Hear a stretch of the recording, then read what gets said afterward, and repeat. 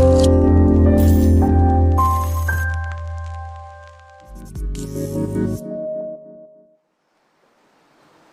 saya nak tanya sebutan bismillah. Bismillahirrahmanirrahim.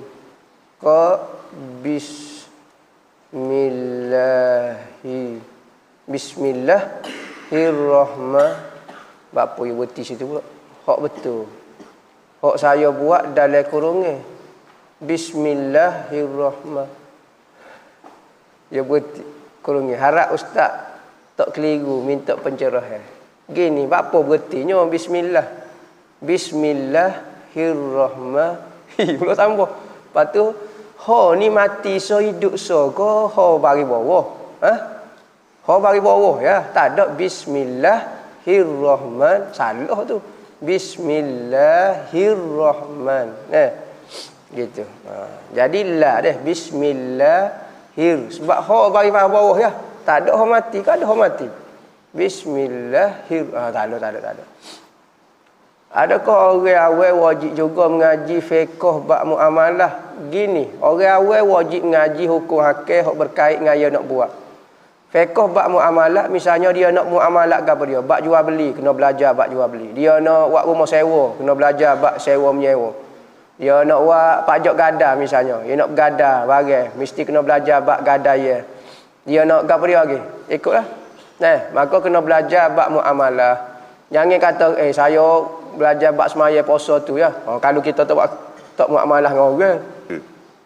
Tapi kalau kita nak buat rumah sewa, kita nak buka kedai, anu kena belajar dengan orang. Ustaz, apa petua untuk sembuh penyakit kuning baby? Penyakit kuning baby ni tak payah pergi hospital lah. Hospital mu tak beri obat pun, cocok nak ambil darah ya. Jadi ada orang kata belah batai wali tu, ambil getah dia comor di tapak kaki, lepas tu jemur pagi-pagi lah. Ambil vitamin E tu. Vitamin matahari tu. Mula-mula naik matahari tu dia tak molek. Molek untuk budak. Buat lagu tu insya-Allah. Ustaz, boleh kada ustaz cerita ke kisah ulama Syekh Hariri yang hidup tanpa jatuh? Betul kau kisah tersebut? Syekh Muhammad Al-Hariri. Hidup tanpa jatuh. Hamba tak tahu cerita ni mari mana. Tiba-tiba cerita ni. Hamba tak pernah jumpa dengan dia. Dia meninggal setahun baru hamba naik ke Yaman. Tak sempat dengan dia. Orang hebat masya-Allah. Selalu bermimpi temu Nabi, pakai baju hijau semacam. Orang tanya dia, Syekh, apa pakai baju hijau? Dia kata setiap kali Rasulullah mari temu aku pakai baju hijau. Tu Syekh Muhammad Al-Hariri. Tetapi dia hidup tanpa jatuh ni, hamba tak tahu ni cerita ni betul kodok ataupun tambahan. Sebab tu hamba secara peribadinya tak suka cerita keramat-keramat, lebih-lebih lagi guru-guru kita. Kerana ramai orang tak suka dengan cerita ni. Kadang-kadang benda ni tidak betul pun, tidak betul pun maklumat dia. Maka benda ni jadi fitnah kepada dia pula. Ni macam hidup tanpa jatuh ni.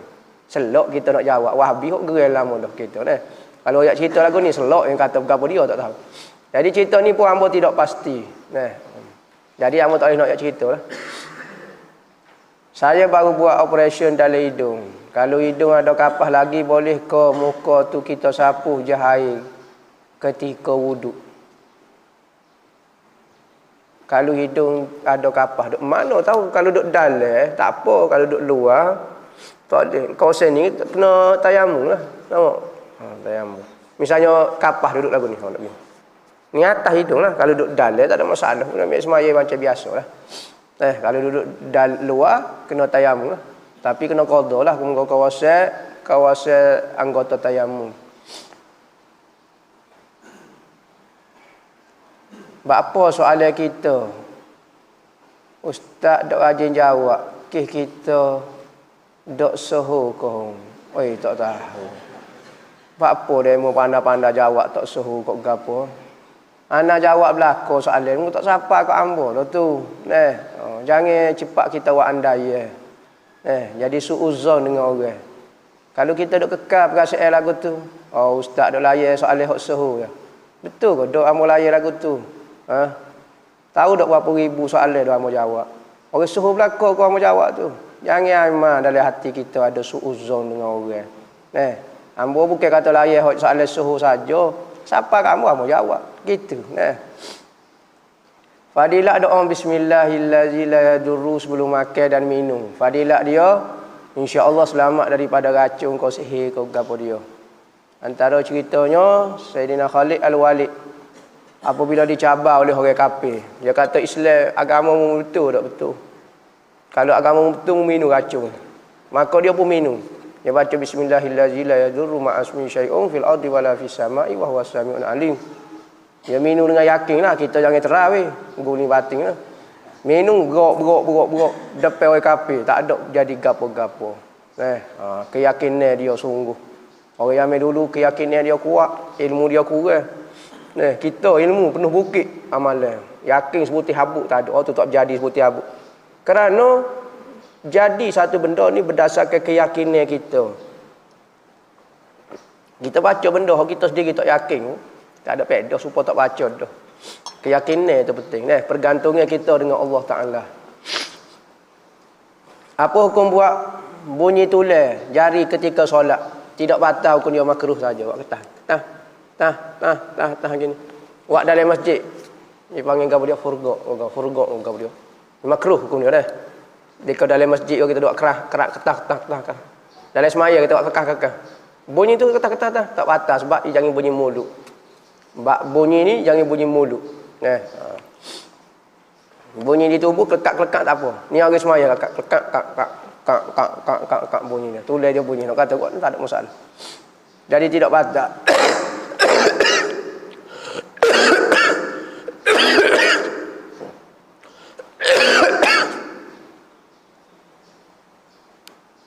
Apakah hukum buat bunyi? Bagaimana? Tak nampak tu. Bagaimana cara kita nak betulkan niat kita balik? Sebagai contoh, pada awalnya kita niat melakukan sesuatu kerana Allah. Selepas mendapat pujian daripada manusia, kita merasa diri kita hebat. Lebih mulia daripada orang lain. Sedikit kita tahu tu maksiat hati. Tu baiki lah. Niat tu molek dah kerana Allah. Maka baiki. Kata benda tu syaitan berlaku. Buat ibadat, buat taat, buat gapo tu suruhan daripada Allah. Kita boleh buat ibadat, boleh buat taat bukan untuk dibanggakan tetapi untuk disyukuri. Terima kasih Tuhan kerana buat hamba jadi baik. Kalau mau buat aku jadi jahat pun boleh. Tetapi membuat aku jadi baik, terima kasih Tuhan. Bukan kata bila jadi baik kita nak bangga, kita hebat, kita bersih, kita gapo. Apa hukum cabutan bertuah melalui pembelian? Contohnya beli perfume satu dapat nombor cabutan bertuah. Gini, kalau benda itu semata-mata pembelian saja, tak ada kaitan, cuma dia win nombor. Kita beli macam biasalah, beli macam biasa perfume ke apa, lepas tu dia win nombor ya. Dia win nombor. Maknanya kalau rezeki demo boleh. Tu tak apa. Tetapi dengan pembelian, maknanya kita beli tu macam bayar. Nak beli nombor tu kita bayar. Macam nombor, nak ambil nombor tu kita bayar. Atas dia pun selit lah sikit. Buat atas nama perfume ke apa. Tapi bayar nombor tu, maka tak boleh judi. Kalau beli nombor tu, jadi judi. Tapi kalau kita beli perfume macam biasa, cuma you win nombor, rezeki demo kalau tu tak apa. Tu dah. Tu tidak ada istilah ambil duit orang. Tapi kalau bayar nombor, cuma buat selit dengan perfume tu, maka tu jadi judi. Saya nak tanya apa hukum tadah tangan pada hujung khutbah kedua pada akhir Jumaat. Hukum dia khilaf ulama. Muktamadnya tidak sunat. Ada pendapat kata sunat. Dalam kitab Hidayatus Subiah kata sunat. Tetapi muktamad tak silap hamba tu tidak sunat. Lepas tu doa lagu tu sebut amin. Kalau nak sebut amin pun baca amin slow-slow. Kerana doa ketika khutbah bukan untuk diaminkan. Doa ketika khutbah adalah rukun untuk khutbah. Dia tak semua doa itu diaminkan. Doa dia untuk rukun sahaja. Jadi dengar sahaja. Kalau kita doa amin-amin sehingga tak dengar doa, masalah pula. Jadi tak sah pula khutbah tu kerana tak dengar doa kepada muslimin muslimat. Sebab tu setengah ulama tak amin, tak baca doa. Hamba tak angkat tangan langsung, tak sebut amin pun. Dengar sahaja. Ada ulama kata amin. Cuma khilaf benda tu. Bolehkah saya dengar ustaz kat kampung saya syarah kitab Imam Az-Zahabi dosa-dosa besar? Sepengetahuan saya buku itu dimelayukan oleh Salafi. Tak tahu hamba. Imam Az-Zahabi ni tidak Wahabi dia. Jadi kitab Al-Kabair dosa-dosa besar tu karangan kita Imam Az-Zahabi tu boleh mengajar. Tapi hok jo syarah tu Salafi tu salah dia lah. Saya tak okey buku tu tak tahu lah hok jo mengajar tu Salafi kak. Ngajar kitab Minhaj kau ngajar Quran pun sesat kalau dia Wahabi boleh. Lagi-lagi bawa kitab Al-Kabair Imam Az-Zahabi nyodai di Wahabi lagi-lagi sesat. Quran sesat dia. Apa maksud sujud dan rokok yang sempurna mohon pencerahan? Rokok dengan betul, sujud dengan betul itu sempurna secara zahir. Secara hakikat pula macam-macam lah maksudnya. Antaranya pengajian ilmu untuk kenali. Ketika kita buat satu-satu rukun mesti hadirkan syukur dan taubat. Kerana syukur dan taubat, apabila kita boleh rokok, kita sebut alhamdulillah, terima kasih Tuhan kerana izin hamba rokok untukmu. Hamba boleh rokok ni terima kasih. Syukur.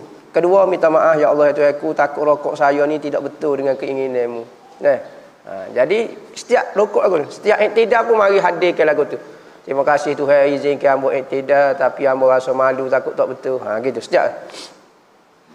Ustaz, tentera Islam tak serang negara Islam. Apakah tentera yang mempertahankan negaranya itu dikira mati syahid? Dan bagaimana pula tentera yang menyerang pula dikira mati syahid juga kah? Masalah Islam sama Islam ni, orang yang menyerang negara orang tu dipanggil buruh, pemberontak. Maka kalau mati dia mati maksiat. Mati dia mati maksiat masuk neraka. Tetapi tak kekal lah muka dia orang Islam lagi. Orang yang mempertahankan itu syahid kau tak? Syahid kalau perang orang kafir. Kalau tak perang orang kafir. Tapi kalau dia dibunuh dengan cara zalim, yakni bukan dengan cara benar, maka dia dapat pahala syahid akhirat. Manakala tentera hak menyerang negara orang itu mati masuk neraka belaka. Macam duk Israel, Syria. Orang Islam lagi serang orang Islam juga. Gini Iraq, gini Yaman, sama-sama Islam juga. Tu mati masuk neraka belaka. Hak menyerang dia tu. Gerak hati kita ni boleh percaya ke? Macam mana nak kenal pasti gerak hati yang baik dan buruk? Gini, hati kita apabila bersih tu hari satu gerak, satu ilham daripada dia, kita dapat tahu benda-benda. Macam-macam lah. Nabi kata istafti qalbak. Nabi kata minta fatwa lah dengan hati kamu. Berarti Nabi pun mengiktiraf lintas hati.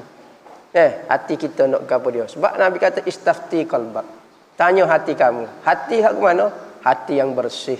Hati yang ada makrifat, hati yang alim baru boleh tanya.